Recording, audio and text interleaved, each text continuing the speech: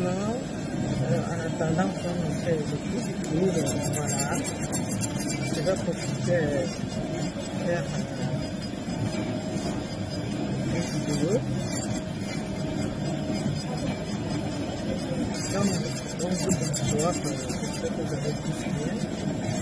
C'est votre princesse Tania. Alors, on a déjà regardé ça. Souvenir changer de devenir, changer de la page. Donc, comme je disais,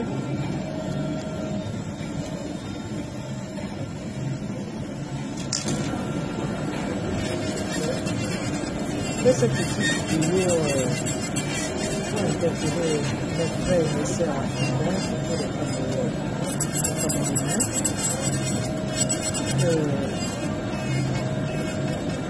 Je suis quelqu'un qui est mendiant de la paix. Comment je suis quelqu'un qui aime la paix.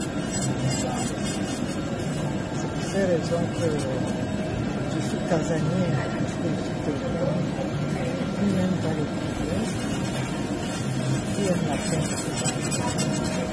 Pourquoi? Parce qu'à force de cohabiter avec les gens, ça vous attire le problème. Donc, j'aime les gens à distance, j'aimerais être avec les gens. À distance, c'est plus mieux pour éviter les problèmes. Tu peux être dans une ville ou dans un pays qu'on n'entend pas parler du point négativement, parce qu'il faut faire la part des choses. Et nous sommes dans une période cruciale qui est une période présidentielle. Donc nous sommes appelés les uns et les autres à respecter le choix des candidats aux élections présidentielles. Nous sommes obligés de respect par rapport à nos éducations, parce que ceux qui sont bien éduqués, c'est eux qui respectent les aînés, c'est eux qui respectent les partis, les candidats pour les élections présidentielles. Nous sommes appelés à respecter les uns et les autres. Et entre nous, les Camerounais, nous devons nous respecter nos parents et nos proches. Donc, ceux qui n'ont pas de bonne éducation, c'est eux qui sont là pour utiliser les injures, le manque de respect aux aînés. Et nous qui avons reçu de bonne éducation, nous, on n'a pas le droit de manquer de respect aux aînés, même ceux qui n'aiment pas quelqu'un, il faut le respecter. C'est l'éducation que nous avons reçue de nos parents, ceux qui ont reçu de bonne éducation. C'est eux qui respectent d'abord les aînés et leurs proches, ainsi que ceux qui veulent prendre la décision de se présenter aux élections présidentielles, parce qu'on ne sait jamais qui peut être président du jour, qui peut être président de l'autre. Parce que ceux qui nous insultent parce qu'on ne supporte pas leur candidat, comme nous devons obliger les gens à imposer qu'on doit choisir d'eux, mais ils oublient une chose.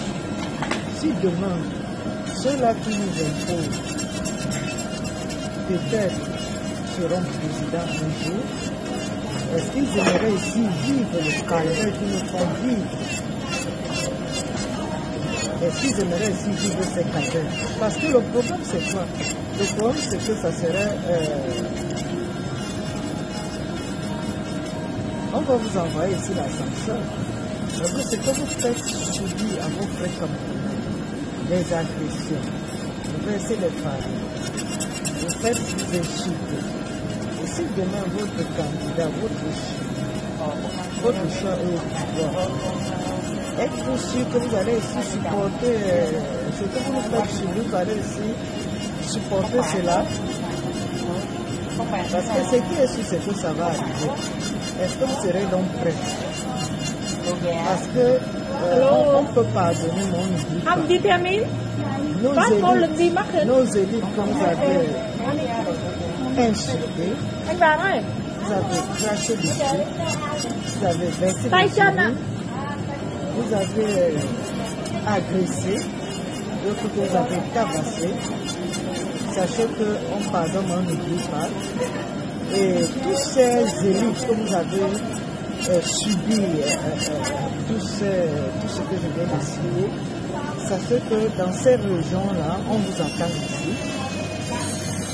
Et on vous attend. Et si c'est que vous avez ici les familles dans ces 10 régions, sachez que les familles vont aussi subir les mêmes choses. Est-ce que vous êtes prêts à ça? Parce que nous qui aimons la paix, nous on n'est pas prêts pour ça. Mais si vous voulez pousser les Camerounais à arriver à être tous des agresseurs, ça signifie que ce serait très grave.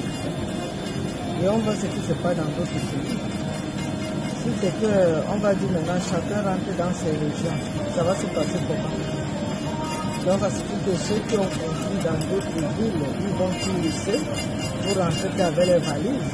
Parce que ça ne va pas fonctionner une seule région, ça va fonctionner toutes les 10 régions du Cameroun. Parce que chacun va rentrer dans sa région et tout ce que vous avez investi, vous allez laisser et rentrer avec vos valises. Est-ce que c'est ce que vous voulez pour notre pays? Chacun doit me répondre en commentaire si c'est ce que vous voulez. Et si c'est ce que vous ne voulez pas dans notre pays, ça signifie que nous devons tous être pour la paix et voter pour ceux. Parce qu'on a beaucoup de candidats qui veulent ici la paix. Il y a d'autres qui ne veulent pas la paix. Donc vous voyez déjà que voter ceux qui veulent la paix et non voter ceux qui sont dans le désordre, qui veulent détruire le pays, alors que c'est les Camerounais qui ont construit notre pays et non les étrangers. Aimeriez-vous que c'est les étrangers qui viennent reconstruire notre pays ou nous-mêmes devons construire notre pays? Donc, à vous de choisir et à vous de me dire, chacun doit s'exprimer en commentaire.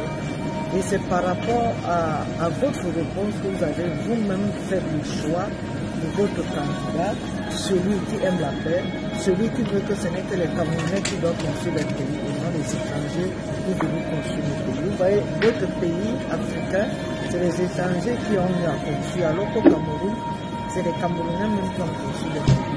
Et vous, les Camerounais, vous avez construit votre pays et vous voulez encore participer à la détruire. Vous allez donc la reconstruire en combien d'années? En 30 ans? En 40 ans?